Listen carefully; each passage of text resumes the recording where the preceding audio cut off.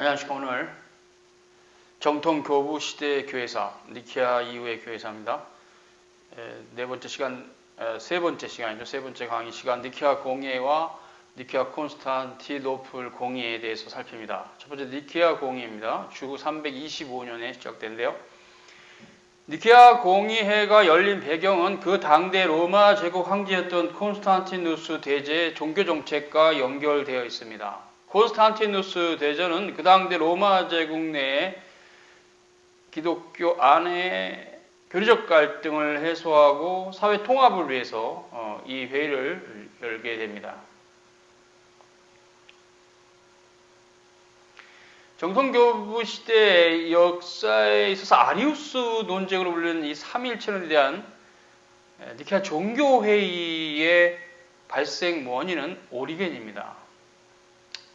오리겐은 그리스도의 영원한 신성을 인정하였음에도 불구하고 성자의 신성을 성부의 신성과 다르다고 보았어요.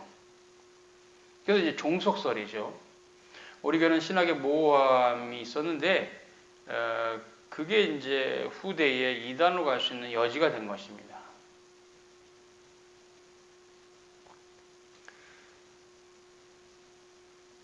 즉 오리겐은 성자는 성부의 종속적이다 이렇게 봤어요. 그게 이제 문제가 된 겁니다.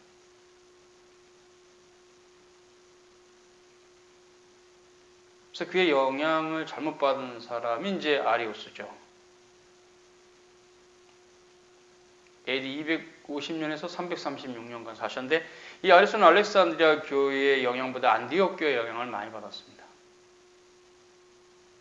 이 정통 교부 시대에는 안디옥 교회가 점차로 거짓 교리를 전파하는 진원지가 돼요. 그 출발점이 사모사타 바울입니다. 사모사타 바울은 사도 바울하고 아무 상관이 없는 이름 자체가 사모사타 바울인데요. 200년에서 275년 주후 사셨는데 안디옥의 감독으로 있었던 이 사모사타 바울은 삼일체 교리를 전면적으로 부인합니다. 이 사모사타 바울의 반삼일체 교리는 후대 아리우스에게 영향을 줘요. 아리우스가 오리겐의 영향을 받았으면서 동시에 이제 이런 분들의 영향을 받죠. 사모사타 바울의 교리는 그리스도에 대한 입양 교리입니다. 굉장히 위험한 교리죠. 사모사타 바울은 예수 그리스도께서 본래부터 하나님이 아니신데 후대에 하나님의 아들로 입양되었다. 이런 엉터리 교리를 주장했어요. 이 반삼일체 교리는 주로 군주신론, 모나키아니즘이라는데요. 군주신론이란 아버지 하나님만을 영원하신 하나님으로 받아들이며 다른 위격에 대해서는 신적 영원성을 거부하는 입장입니다.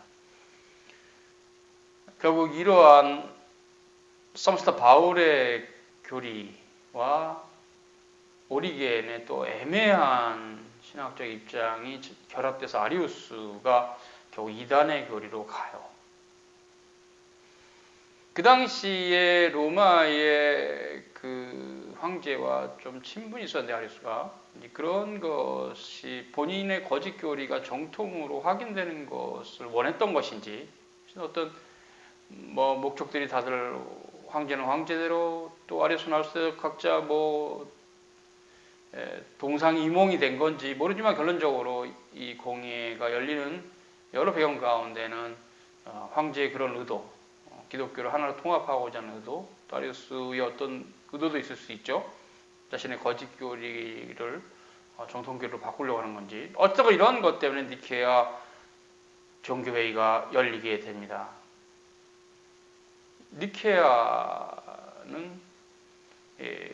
비두니아의 두 번째 도시인데요.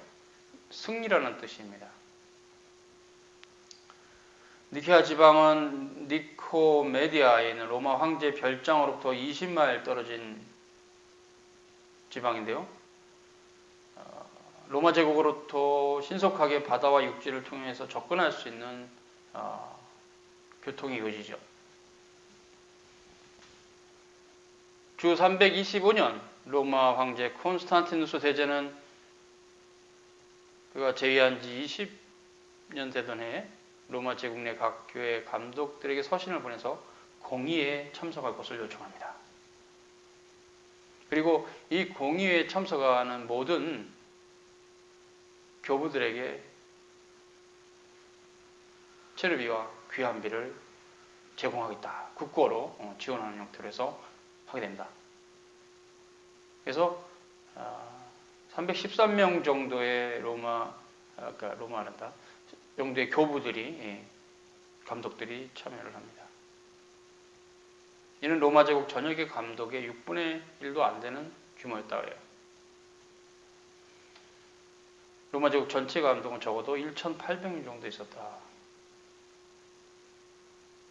그래도 흥미로운 사실은 동방 교부들이 주 멤버였고 라틴 교부들은 7명 정도였다. 라틴 교부란 건 서방이죠. 정통 교부 진영과 아리우스 주의자들 진영 사이 예비 변론이 있은 후에 정식 회의가 시작되었습니다. 그러니까 이미 그때의 정통 신학을 갖고 있는 교부들이 있었고 거기에 대해서 아리우스 파가 있었던 것 같아요. 일부가. 니케아 공의 시작은 주 325년 6월 14일경이었고 모든 회의는 콘스탄티누스 대제 즉위 기념일인 6월 25일에 마쳐졌습니다. 그리고 총대 회사는 8월 25일이었습니다. 니케아 공의의 시작은 로마 황제 콘스탄티누스 대제 입장과 함께 시작되었고 공의회는 유명한 교회사가 유세비우스가 간단하게 환영사를 낭독하고 콘스탄티누스 대제가 이런 종교회의를 열게 된 취지나 이런 것을 연설했겠죠. 연설을 함으로 시작합니다. 공의에 참석한 총대들 중에는 덕망이 있고 저명한 감독들도 있었어요. 그 중에 교회사가 유세비우스도 학식이 있는 알려진 교부 혹은 감독이죠. 니케아 공의에서 우리가 주목할 만한 인물 한 분이 있습니다. 그는 알렉산드리아의 감독, 알렉산더를 수행하고 온 젊은 아치디콘, 대집사라는데요. 아타나시우스입니다. 296년에서 313년까지 사셨는데 그는 열정과 지성의 웅변으로 정통신앙을 대변했어요. 니케아 공의에서 상당히 큰 역할을 수행하셨습니다. 그런 니케아 공의에서 여러 번의 논쟁들이 될 때 지속적으로 그리스도의 신성의 교리를 견지했어요.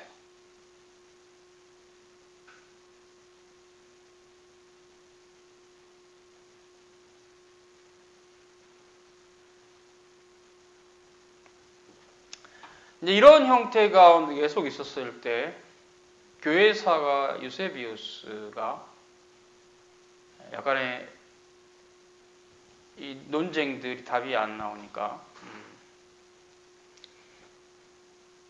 중도 입장을 취하자 이렇게 이제 화합의 이론을 얘기하죠. 그래서 뭐냐면 정통신학은 호모 우시오 동일본질이고 또 아리스주의자들은 아예 다른 본질이다 이런 부분에 있어서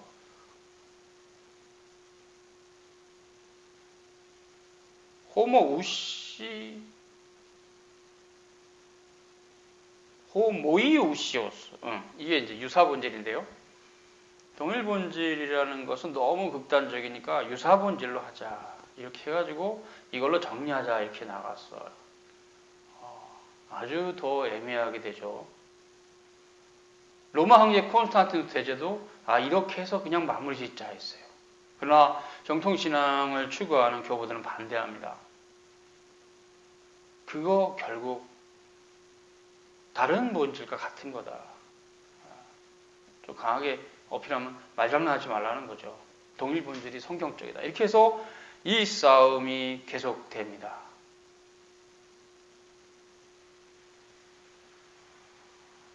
그리고 결론은 니케아 신조로 남아요. 결국은 대화를 계속 해봤는데 동일 본질이 맞아요.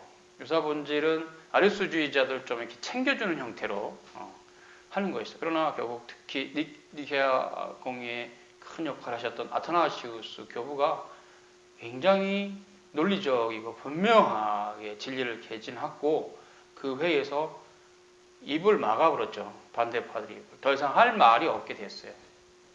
그래서 이제 그 보니까 동일 본질이 맞는데 또 아리우스주의자들 좀 이렇게 황제하고 친하니까 챙겨줘야 되고 이렇게 해서 그냥 대충 유사 본질로 맞추자. 그래서 그냥 이렇게 했지만 그거에 대해서 아타나시우스는 안 된다라고 정확하게 얘기합니다. 왜냐하면 이것은 한번 결정되면 교회가 후대에 성경을 해석함에 있어서 방식인데 굉장히 성경 해석이 다 망가져버려요. 이단이 돼 교회가.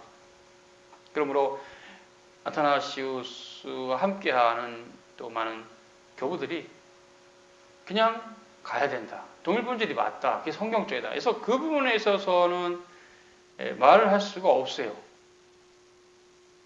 근데 그냥 좀 너무 이렇게 그러면 또 상대방 다 죽이는 거니까 그냥 이렇게 적당히 이렇게 하자. 이런 식이었을 때 이런 부분이 결국은 이제 안 먹혔죠. 그래서 유세비우스의 유사 본질 거절됐습니다. 결국은 동일 본질로 공의회가 결정하면서 니케아 신조로 남았어요. 중요한 사건입니다. 이 사건은 하나님이 역사하신 건데 거룩한 모편교회가 후대에 삼일체 하나님에 대해 생각할 때에 성경을 가지고 잘못된 교리로 생각하면 위험하죠. 거기 책임 있는 어떤 위치에 있는 분들인데 그때 아타나시우스 교부는 끝없이 이건 안 된다. 다음 세대 교회를 위해서 이 진리 문제를 가지고 장난치면 안 된다. 그래서 계속적으로 말할 수 없게 만들었어요. 그만큼 명확했다는 거죠. 진리에 대해서. 그래서 속된 말로 아타나시우스는 황제에게 찍혔습니다. 대충 그렇게 진리가 중요한 게 아니고 로마 제국이 중요하지 이놈의 시기가 이렇게 된 거예요. 아타나시우스는 진리보다 더 중요한 건 없다. 그 진리 때문에 그가 최소한 5번 이상 황제들에 의해서 로마 황제들에서 유배를 당해요. 삼일체를 끝까지 주장한다고. 좀 비질리아 석지 나쁜 새끼가 이 정치도 모르는 이런 식이 된 거예요. 그러나 교회 회의는 세상 정치와 같을 수 없어요. 그건 굉장히 중요한 거기 때문에 생명을 걸어야 될 상황이기 때문에 아타나시우스 교부는 그 부분에 있어서는 탁월했어요. 물론 동조하는 정통 교부들이 많이 있었지만 아타나시우스 교부는 양보하지 않았어요. 그래서 결국 이제 나중에 아타나시우스 교부에 대한 이야기를 또 하겠지만 여기서도 좀 얘기하면 그가 그 입장을 포기하지 않는 이유 때문에 평생을 고난 가운데 살다가 죽었어요. 죽음 앞에서 친구들이 온 세상에 자네를 미워하네. 왜? 자네가 정통신앙을 양보하지 않으니까. 나도 온 세상이 밉네. 그리고는 돌아가셨어요. 그리고 그로부터 이제 몇십 년 후에 니케아 콘스탄티노플 공의회가 열려서 니케아 신조가 잘못된 게 없다고 재확인하면서 결국 아타나시우스 교부는 자신의 명예가 확정이 됐죠. 본인이 진리를 붙잡고 갔던 생애가 불필요하지 않고 소중한 생애였다는 것이 확정이 됐습니다. 그래서 우리가 니케아 콘스탄티노플, 그러니까 니케아 신조를 조금 더 달리 얘기하면 니케아 콘스탄티노플 신조라고도 합니다. 그래도 된다는 거죠. 그만큼 니케아 회의에서 결정된 게 콘스탄티노플에서 다시 재결정되면서 더 이상 재론할 수 없는 정통교리가 됐던 것입니다. 그래서 두 번째 시간은 니케아 콘스탄티노플 공의회인데요. 니케아 콘스탄티노플 공의회는 주후 381년 5월에 시작됐습니다. 니케아 공의회를 통해서 정통신학이 확립이 되었고 이단교리였던 아리우스주의, 다른 본질, 성부와 성자가 이 거짓교리가 단죄되었음에도 불구하고 세속 정치적으로 우위에 있었던 이 아리우스파가 로마 황제의 권력을 등에 업고 니케아 공의회에서 정통신학의 중심적인 대변자로서 활동하였던 아타나시우스를 추방합니다. 아타나시우스는 니케아 신경에 중요한 역할을 했다는 이유로 인해서 니케아 공의회 폐해 직후에 세속 권력에 의해서 면직되고 추방당합니다. 328년 4월 유배지에서 풀려나서 알렉산드리아 감독 알렉산더가 죽자 그를 이어서 알렉산드리아 감독이 됩니다. 또 황제가 바뀌면 또 추방을 당해요. 그래서 아타나시우스는 정통신앙의 교부로서 그 정통신앙으로 수많은 고초를 겪습니다. 그는 결코 굴하지 않았으며 주 373년 세상을 떠납니다. 아타나시우스가 세상을 떠난 이후에 정통교회는 아리스도주의자들에 의해서 심각하게 고통을 당합니다. 그들은 항상 세상 권력을 기반으로 정통교회를 오히려 박해했어요. 정통신학을 갖고 있는 자들을. 주 379년 로마 황제 테오도시우스 1세가 권좌에 오르는데 그런 스페인에서 태어났으면 니케아 신앙으로 교육을 받고 자랐어요. 그래서 즉위하자마자 주 380년 로마 제국 모든 시민들에게 사도 신조로부터 니케아로 이어지는 그 정통신앙을 고백하라 이렇게 칙령을 선포합니다. 그래서 이단들에서 오히려 이분이 법적 형벌을 내리겠다 이렇게 지시합니다.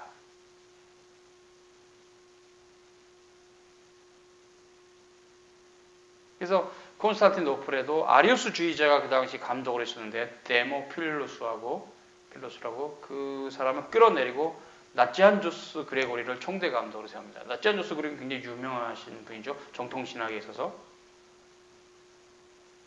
거의 40년간 교권을 휘둘렀던 아리우스주의자들의 몰락의 순간이었습니다. 로마 황제 데오도시우스 1세는 그분도 황제니까 제국 교회를 통합하고자 정통교를 강력한 조처로 법제하고 콘스탄티노플에서 제2차 에큐메니칼 공회를 소집합니다. 이 공회는 불과 150명의 동방 교부들 중심으로 열렸고 라틴 교부는 이때 아쉽게도 한 사람도 참석하지 않았습니다. 거기서 니케아 신경을 재확인했고 그래서 니케아 콘스탄티노플 신조로 결정됐어요. 그래서 니케아 신조, 흔히들 니케아 신조는 니케아 콘스탄티노플 신조와 같은 겁니다. 재확인한 거니까. 그래서 거기서 이제 다시 한번 회의를 열어서 성부, 성자, 성령의 동등한 신성, 동일 본질을 선포하고 그것이 이제 교회 법으로 법전 형태로 공포합니다. 그래서 그 이후부터는 모든 정통교회는 사도 신조와 니케아 신조와 니케아 콘스탄티노플 신조를 따라 삼일체의 교리를 고백하고 그 고백을 따라서 이제 나중에 칼케돈 신조와 아타나시우스 신조가 첨가되면서 정통 신학에 있어서 거룩한 모평교의 공적 선포로서 교회법이 선언된 겁니다. 교회법입니다. 법. 물론 신구약 성경보다는 당연히 권위와 질서가 아래죠. 아래. 그래서 성경 아래 신경이 있는 것입니다. 그러나 성경 아래에 신경이 있지 성경 아래에 인간이 있지는 않아요. 허접한 인간들, 특히 이상한 주장들하고 전혀 역사적으로 증거도 안 되는 사사로이 성경을 해석하는 이런 헛된 가르침들은 거룩한 보편교회 성직자나 목회자들이 추구하고 또 신자들이 추구할 바가 아닙니다. 거룩한 보편교회는 정통신앙을 따라서 가야 됩니다.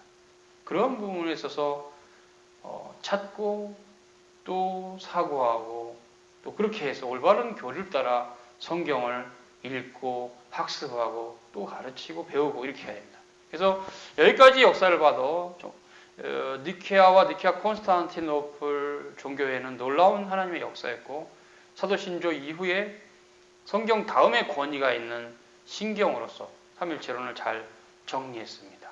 이후에 이제 칼키톤과 아타나시우스 신경도 살피면 삼일체 교리가 얼마나 소중하다는 걸 우리는 더 알게 됩니다. 정통교회는 삼일체 교리와 예수 그리스도 이성인격 교리라는 그 중요한 교리적 지침으로 우리 하나님의 말씀을 살피고 하나님을 알아가는 것입니다. 그런 부분들은 교회가 역사적으로 받은 것이므로 이런 부분들을 다 버리게 되면 교회는 엉망이 되죠.